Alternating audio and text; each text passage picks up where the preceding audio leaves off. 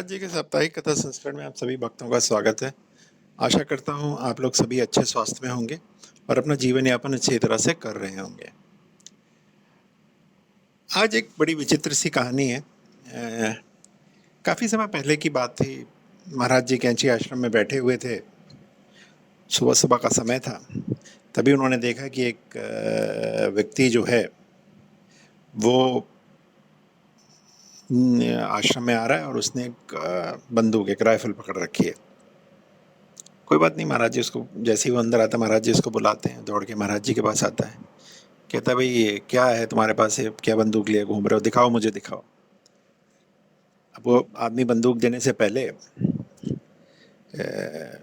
खोल के देखता है बंदूक, अंदर कोई गोली वगैरह तो नहीं है, क्योंकि वो बिल्कुल सुनिश्चित कर लेना चाहता था कि गलती से कहीं कोई गोली चल ना जाए और कोई समस्या ना हो जाए। इसीलिए उसने देख के महाराज जी को देखी। महाराज जी ने उसकी बंदूक उलट पलट के देखी और बंदूक उसी की तरफ तान दी। तो अब जैसी तान उस बंदूक उसके पास जब तानी तो वो थोड़ा सा परेशान हो गया और उसके बाद महाराज जी ने हंसते हुए बंदूक उसको वापस कर दी। वो आदमी चला गया। तो पास ही बैठे भक्त ने महाराज जी से पूछा, महाराज जी आपको क्यों लगता है कि ये आदमी जो है बंदूक लेके अपने साथ चलता है, क्या ज़रूरत है इसे बंदूक की? तो महाराज जी पहले तो बोलते हैं अगर मैं इसका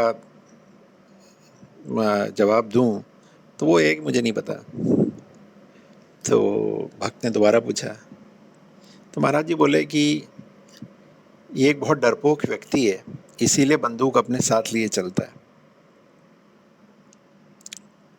महाराज जी की इस विचित्र कहानी में आपको क्या समझ में आता है? जो लोग बड़े बड़ी बंदूकें, बड़े बड़े हथियार अपने साथ लेके चलते हैं, उनसे बड़ा डरपोक आदमी कोई नहीं होता, क्योंकि उन्हें डर होता है कि कहीं कोई उनके साथ कोई घात ना कर दे, कोई परेशानी ना हो जाए, कोई उनको दबा ना दे, कुछ ना कर दे। जो भी सुहृदय व्यक्ति होता है, जो भी अच्छा आदमी होता है, उसके साथ वो कभी बंदूक लेके नहीं चलेगा, वो कभी हथियार लेके नहीं चलेगा। क्यों नहीं चलेगा? क्योंकि उसे मालूम है उसने किसी का कुछ बिगाड़ा नहीं है। जब आप किसी के साथ बुरा नहीं करते तो कोई आपके साथ बुरा क्यों करेगा? अब यहाँ लोग कहेंगे कि अरे भाई पैसे वाले अपने साथ बंदूक लेके चलते हैं क्योंकि उन्हें लगता है कोई इन्हें लूट ना ले, कोई डाकू ना हो जाए। आपको लगता है रतन टाटा अपने साथ बंदूकें लेके चलते हैं, बहुत सारे सिक्योरिटी गार्ड लेके चलते हैं? नहीं। उनको मैंने एक आध दो बार देखा है, कोई खास सिक्योरिटी नहीं होती उनके पास। क्यों नहीं होती? क्योंकि उन्हें किसी से कोई खतरा नहीं है। जो व्यक्ति आडंबर करेगा, बड़ी बड़ी चीज़ें दिखाएगा, 2 का 10 दिखाएगा, अपने आप को अरबपति करोड़पति बनाएगा, वही व्यक्ति जो है अपने साथ जो है सिक्योरिटी लेकर चलेगा, उसे डर होगा। तो अपने जीवन में ऐसा कोई काम नहीं कीजिए। यदि आपके पास 1 रुपया है आपके पास, तो आप 50 ही बताइए जनता को, 50 है तो 25 ही बताइए। जहाँ आपने 1 रुपये का 100 रुपये बताना शुरू किया तो लोग आपके दुश्मन हो जाएंगे। क्योंकि आज की तारीख में सिर्फ 5% जनता जो है वो प्रतिस्पर्धा में यकीन रखती है, और जो बाकी 95% जनता है, जो 95% जनता है, वो आपसे द्वेष रखने लगेगी कि अरे, जेलसी रखने लगेगी कि अरे भैया इस पे तो बहुत है, हमारे पास नहीं है।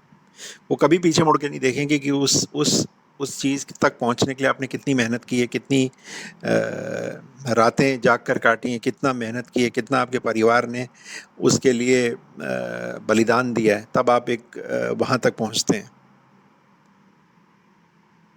और द्वेष रखने लगेंगे आपसे, और द्वेष के चलते जो है, जब आदमी द्वेष की भावना रखता है तो उसके लिए कोई सही गलत नहीं रह जाता है। कूड़ा फेंक देंगे आपके घर में, आपकी गाड़ी का छोटा मोटा शीशा तोड़ देंगे।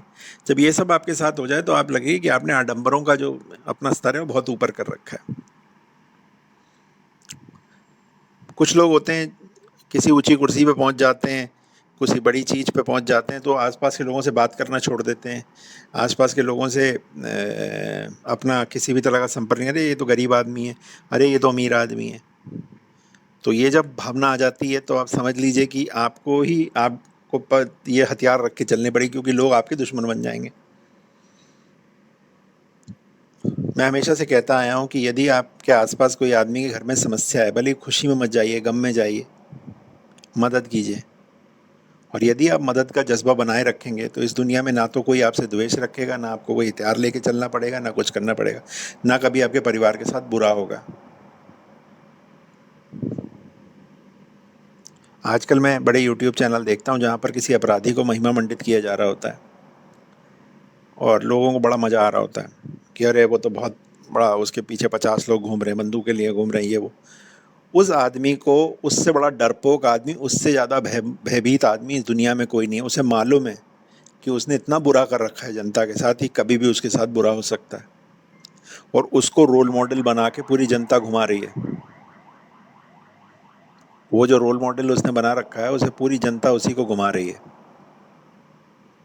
तो मैं आप सभी लोगों से निवेदन करता हूँ कि अपने जीवन में अपने कर्म साफ रखिए और ऐसी कोई स्थिति ना आने दीजिए जहाँ पर आपको किसी से द्वेष हो जाए। और यदि आपको कभी भी द्वेष हो जाए तो आप उस आदमी के साथ बैठ के उसकी पूरी जो एक सफ़रनामा है वो सुन लीजिए, तो वो द्वेष कम हो जाता है।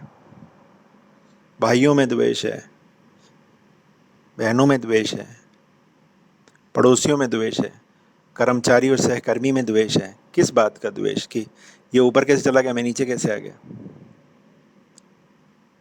अगर आप एक एक दीवार में कील गाड़ने की कोशिश करते रहेंगे तो कील गड़े ना गड़े एक छेद जरूर हो जाता है।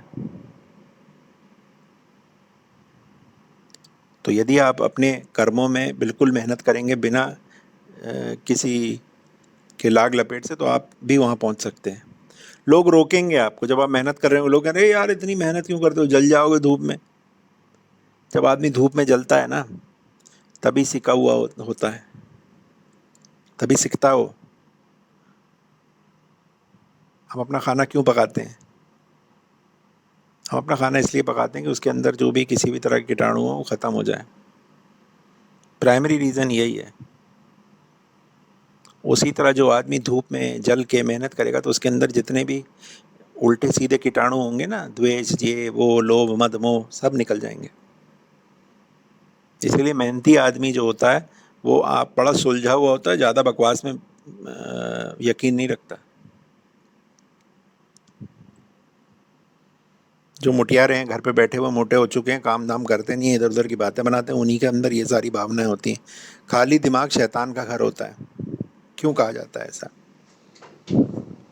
जब आदमी खाली होता है तो फालतू की चीज़ें दिमाग में आती हैं। अपने आप को बिजी कर लीजिए, अपने आप को व्यस्त कर लीजिए, इतना व्यस्त कर लीजिए कि आपको कमर खुजाने तक का समय ना मिले। उसके बाद ना तो आपको दुनिया में कोई चीज़ खराब दिखेगी, ना कुछ आप, और ना आपके साथ कुछ बुरा हो, क्योंकि आप इतनी मेहनत कर रहे होंगे कि आपको अच्छी नींद भी आएगी, अच्छा खाना भी, भूख भी लगेगी समय से, सब चीज़ होगी।